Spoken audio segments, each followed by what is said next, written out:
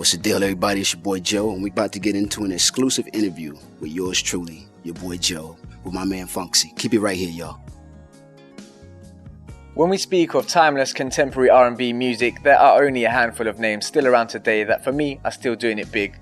We can speak about our Donnell Joneses, our Genuines, our R. Kellys. And leading the way for me in terms of consistency and successful style has to be this person I'm proud to say is taking the time out today to represent the R&B Maestro for more than a decade, and his name is Joe. Hey. How you doing, Joe? Thanks for that intro, man. That's okay. Appreciate it. I feel it was very necessary, man. I mean, you know, you've been doing it for a long time, as I just mentioned right there, over a decade now. So, man. Hey, thanks a lot. It's been a long, hard road, you know what I mean? But it's been an enjoyable one. Definitely enjoyable. And your performance, actually, we have to speak about. You did a performance at the Brixton Academy. And how did that go for you? I was there. The crowd, the reception was just amazing. Man. I felt it's always the same. Every time I come back to London, always the same reaction, the same response, the same appreciation. You know, it's actually my second time being at Brixton Academy in a long time, so it's just the energy in the building felt like the first time I ever came here. Was that the first UK London my first, performance? Yeah, that's right. Or UK? First UK performance. UK, right? Ever. Wow. Touching the soil, you know what I mean? It's my first time ever here, and we hit Brixton Academy, and it was just one big event. Wow, man. And do you get a kind of energy from the crowd, man? Because all I see is a sea of phones in the air with the, recording. That's the new thing, it used to be the lighters. And I saw you playing up to the cameras as well. Don't think I didn't notice all those glances in the cameras and all that. Yeah. It has to be done. It's almost like a video set in a sense when you look at it. You got the performance scene and you hit the stage and you got the audience. It felt real good. It felt real natural, because everybody came and they knew the records, they knew the songs, and just one amazing Well, show. I was definitely singing along, man. Hey. You know what I mean?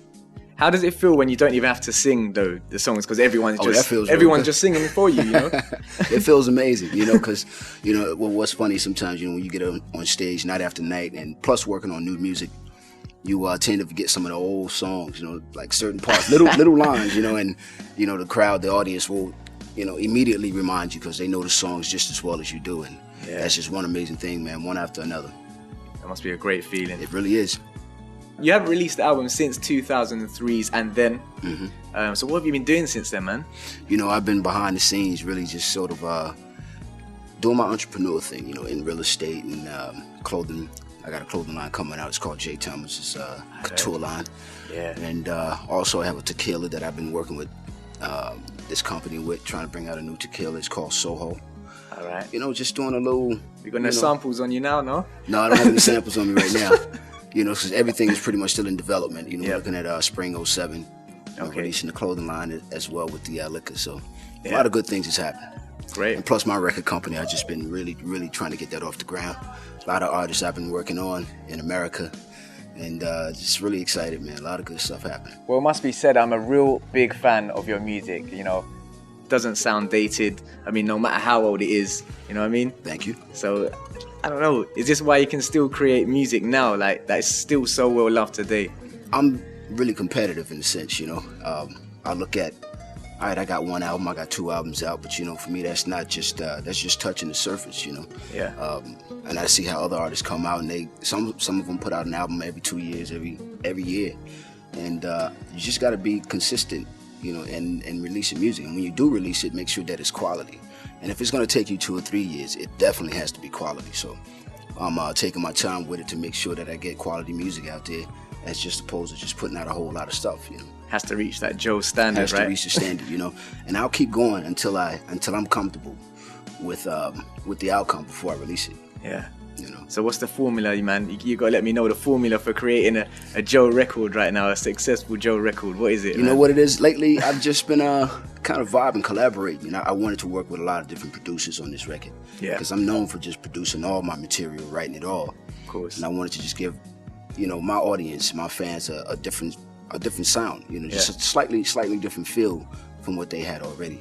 Yeah. So I don't want to be monotonous or predictable in a sense. So I went and got with different producers like Brian Michael Cox, who I would say one of the hottest young R&B producers out in the game right now. Really talented, yeah, man. Producing some great records, from Mariah and Mary J. Blige. And, a lot of new producers as well, just getting new flavor. something, someone having some untouched, untapped talent. Not necessarily going for the big names in the game, but going for guys who really got the skill and the gift to deliver. No doubt, man. Some big collabs coming up on the album. Of course, you spoke about, the different sound you're trying to put out on there. Evidently, you have collaborated with some of the most, the biggest names in hip hop. We can speak about the Big Puns, rest in peace, and Nas. He features on your new album. So obviously, it's apparent that hip hop plays a major part in your sound today. Yeah. I mean, I know you're a big fan of hip hop, man. Absolutely. I mean, I've been working with just basically hip hop in a sense just since the beginning of my album. I went and dipped off into some Jamaican style, with my first single, I'm in Love. Yeah. And then, with the next album coming out, doing collaborations with Nas and, Mystical later on down the line, and then, Big Pun.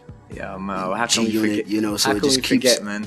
It keeps going, and that's my thing. I grew up around a lot of cool people, man. When, I was in high school, just, the energy was just about, we all leaders, leaders, and we got the, that hustle mentality, I guess you could say, it's about, hey, I'm not afraid to do a song with a hardcore rapper, like a lot of people would say, what the image is a concern for them sometimes, Yeah. But the relationship is like I identify, immediately and completely with hip hop, and it's just a connection that works well with my music.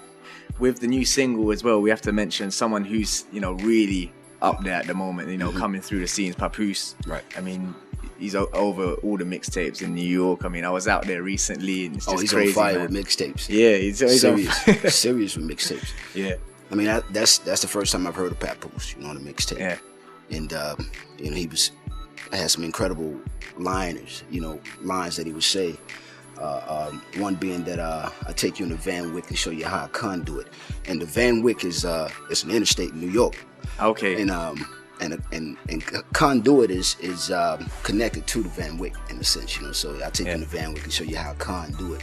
So I just thought it was very, clever. He's way. got good wordage there. Put words together, just metaphors and whatnot. And I mean that started throughout, back before Nas and all them, with Big Daddy Kane and Eric B and Rakim. They definitely had a lot of metaphors. That's it, man. Just brought to the modern scene right now. Mm-hmm. I just want to make good music. You know what I mean? You got to stay with the times as well. Yeah. And but you cannot forget what was there before, the groundwork that was laid before, all of the originality and the passion that that was put in the music. With the old school artists. So I try to add as much as that in my music as I can, because a lot of times that's missing in music. People don't feel the artists in their songs anymore. They just sing them and try to get, I don't know, just to get a sound going. But when you bring passion to it, it just completely grabs a whole nother emotional side. Brings a whole nother side to the game. Yeah, man. I've been fortunate enough to just just kind of let myself be free and just deliver. Regardless of what the case may be, just go out and just do the best performance. You know what I mean? Just not trying to put an image or anything on it. Just sing the song the way it is. Pour your heart out to it. And and that's just what it is. Just let it be. And it's worked for you, and your fans have accumulated because of that. Yeah, man. It's wonderful. It's a crazy. blessing. Definitely a blessing. You've just mentioned some of the hip hop collabs, but we never really hear about too many R&B collaborations. Is there hidden rivalry between R&B singers? Or is it because everyone's doing their vocal thing and trying to establish their sound? Well, yeah, I think that has a lot to do with it, because, and another thing with R&B, I think a lot of artists are afraid to make the connection, because if one sounds better than the other on the record, then it may be the obvious, wow, this is what we wanted to see, who was better, who's this, who's that. Sometimes that could be good for you, sometimes it could work against you. I would love to be more competitive in the R&B game, because I think that's a side that may be missing. That may just bring it all together, because hip hop had that battle sort of sense. That's exactly, and that's competition. You get better by going up against someone else, and we don't have that in R&B. I'm sure if we had that, the game would be a lot stronger. So you're all for that then? I'm all for it.